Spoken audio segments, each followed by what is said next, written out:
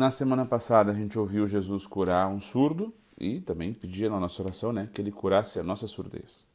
Hoje essa cena intrigante de Pedro, que faz o contrário do normal. A gente normalmente vai do 0 ao 100, né? E ele foi do 100 ao 0.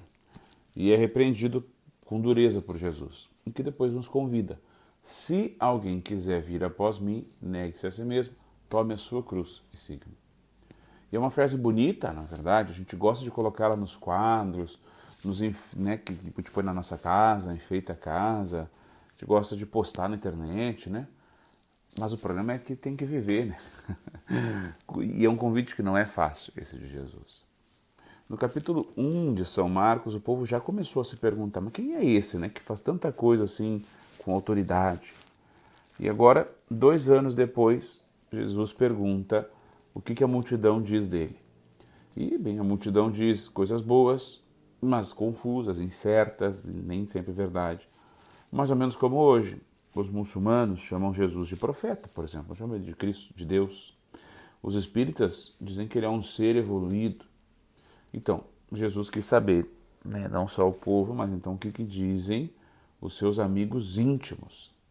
E por óbvio que seja, vale a pena que a gente se pergunte: será que para mim Jesus não é mais ou menos como é para quase todo mundo ali na rua? Para quase todo mundo na rua, Jesus é um cara legal, inspirador, bacana e outras coisas. Acontece que para quase todo mundo, Jesus não é o seu Deus. Não é ele, o seu ensinamento, que determina o que ele faz ou não. E tu, quem diz que Jesus é?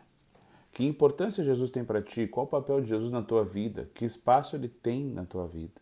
Na tua casa, no teu namoro, no teu descanso, no teu lazer, no teu trabalho, no teu discernimento, nas tuas escolhas. A gente reza com o salmo esse final de semana, né? Andarei na presença de Deus. A gente podia dizer também, trabalharei na presença de Deus. Namorarei, conversarei, serei pai e mãe na presença de Deus. Jesus é prioridade para ti, a missa é prioridade, a confissão, a oração, o evangelho. É Jesus quem diz o que eu devo fazer ou eu que digo para Jesus o que ele devia ter dito para fazer, né? O que ele devia ter ensinado. Ele me julga ou eu julgo ele? Porque o mundo diz que apesar de ser um cara bacana, Jesus, com o seu evangelho, a sua igreja, é desatualizado, ultrapassado. O mundo não acha que ele é a verdade, mas que cada um tem a sua verdade. E aí complica. Bem, Pedro repreende Jesus, né? E será que eu não faço isso, às vezes, coisa parecida? Será que a gente não diz que Jesus devia ser assim, menos radical, né? Porque hoje em dia não é bem assim. É a tentação de sempre, de todos os tempos, meus irmãos. Um cristianismo sem renúncia, confortável, sem a Santa Cruz, né, que a gente celebra nesse final de semana também, sábado. Um cristianismo que não custe. A tentação de fazer Jesus o nosso discípulo, não o contrário. Por isso Jesus, inclusive, mandou Pedro voltar e ir atrás dele. Porque Pedro atrás de Jesus, seguindo Jesus, é pedra. Mas Pedro, à frente de Jesus, é um demônio. Tu e eu, a mesma coisa. E tu, quem diz que Jesus é? Tu não pensas as coisas de Deus, mas as dos homens. Meus irmãos, a gente precisa pensar as coisas de Deus, pensar as coisas como Deus. Não só por medo de ouvir essa frase tão dura, né? Que São Pedro não quis esconder de nós. Não vamos esquecer que o Evangelho de Marcos é, na verdade, o de Pedro. São as memórias de Pedro que Marcos escreve, principalmente, né? Jesus disse para Pedro: afasta-te de mim, Satanás, ou vai para trás de mim, né? Mas porque o Senhor nos ama e nos quer, não pelo medo, mas porque a gente sabe que Deus nos ama. Quem é bom, quem é pai e que é bom pai, né, boa mãe, vocês querem o melhor para o filho de vocês. Fariam qualquer coisa para ver eles felizes, na verdade. Mas não são Deus, são seres humanos e por isso, às vezes, mesmo querendo o melhor, acabam errando. Mas Deus não erra, Deus não erra, Deus é Deus. E por isso nada do que Ele nos pede nos faz tristes, sozinhos ou sem amor.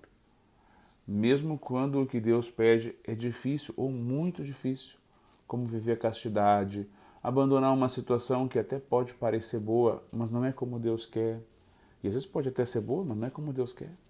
Ainda que só a igreja continue dizendo algumas dessas coisas e o mundo todo esteja chamando isso de crueldade. Se é Deus quem pede, Então não pode ser cruel, só pode ser verdade. É a verdade mais profunda que vai nos libertar, nos fazer livres, felizes, santos. Então, meu irmão, olha, acredita de uma vez por todas nisso. Corta, como Jesus cortou essa conversa mole de Pedro. Corta tudo o que não te leva para Jesus. Tenha coragem de entregar a tua vida de verdade para Deus. Mas entregar mesmo, tudo, absolutamente tudo, sem guardar nada para ti. Não pega nada, deixa tudo para Deus. Cria coragem de querer que a tua vida seja toda de Deus, que Ele afaste de ti tudo o que te afasta dele, que Ele te faça santo, e não importa como. Se o único jeito para te ser santo for a pauladas, com perseguições, calúnias, humilhações e até uma doença grave, limitante, humilhante, que seja. E não desvia o rosto dos bofetões e cusparadas. Oferece também tu as tuas costas para te baterem, a face para te arrancar a barba, se for preciso para te ser santo. Nada nessa vida importa mais do que ser íntimo, amigo de Deus. Nada importa mais que andar na presença de Deus, aprender a amar o Senhor de verdade, ser santo e um dia ir para o céu. Mesmo que a cruz seja pesada, vale a pena. O que não vale a pena é ganhar o mundo inteiro e perder a vida eterna. O nosso padroeiro Vianney fala um pouco sobre a cruz. Diz ele assim: quando fostes batizado, aceitastes uma cruz que não deverias abandonar até morrer. A cruz abraça o mundo. Ela está plantada nos 4 cantos do mundo. Há um pedaço dela para todos nós. Por isso cada qual tem a sua cruz. Se conhecêssemos todos os seus méritos e soubéssemos que os podemos ganhar, quereríamos roubá-la uns dos outros. A cruz é o livro mais sábio que podemos ler. Os que não conhecem esse livro são ignorantes, mesmo que conheçam todos os outros livros. Faz-nos saber tudo o que queremos saber e jamais nos sacia o que nela saboreamos. Um sinal de predestinação para o céu é ter cruzes. A nossa vida foi feita para ser gasta, não para ser guardada. Gasta no dia a dia, na vida de oração, na igreja, na família, no trabalho, de amor que se torna em obras, fé praticada. Teus colegas precisam urgentemente do teu testemunho, do teu ensinar as coisas de Deus, a fé, a verdade. Eles precisam da tua oração, do teu sacrifício, da tua coragem. A tua coragem de ser católico de verdade, disposto a pagar o preço da fé. Precisam ler na tua vida o evangelho que eles não leem na Bíblia. Deus dá muito mais vocações leigas no mundo, porque vocês é que são lá, né? Vocês que estão lá no chão de fábrica, na loja, na escola. Uma paróquia tem um padre só e centenas de leigos. Por isso o pároco de vocês reza incansavelmente por vocês, pela conversão de vocês. Tenho certeza que ele nunca mais dormiu 100% tranquilo depois, né, de ficar padre, pensando em vocês. Cada vez que ele ergue o Senhor na Eucaristia, ou seria melhor até dizer, cada vez que o Senhor na Eucaristia ergue esse padre, o coração dele, a oração dele é por ti, pela tua conversão, e a dele, claro. Para que a tua vida ajude a levar o teu colega, o teu marido, o teu filho de volta para a igreja, e de volta para a igreja católica. Nada dessa conversa mole de importante é crer em alguma coisa. Corta ela, como Jesus cortou a de Pedro. Quando foi que Jesus disse uma coisa dessa, né? Quem disse coisas boas de Jesus, mas erradas, foi o povo, quando disse que ele era João Batista, um profeta. A gente acabou de ouvir ele dizer: quem quiser me seguir, me seguir. E nesse mesmo episódio, São Marcos acabou ocultando, mas Jesus dá a Pedro as chaves da sua igreja. Em outra ocasião, Jesus diz: ninguém vai ao Pai senão por mim. Portanto, não desistamos nunca de ajudar os que convivem conosco a se converterem católicos de verdade. Não tenhamos medo, o Senhor anda conosco, Ele nos ama, nos sustenta, é nosso auxiliador. Não vai deixar faltar nada. E tem paciência com a nossa fraqueza.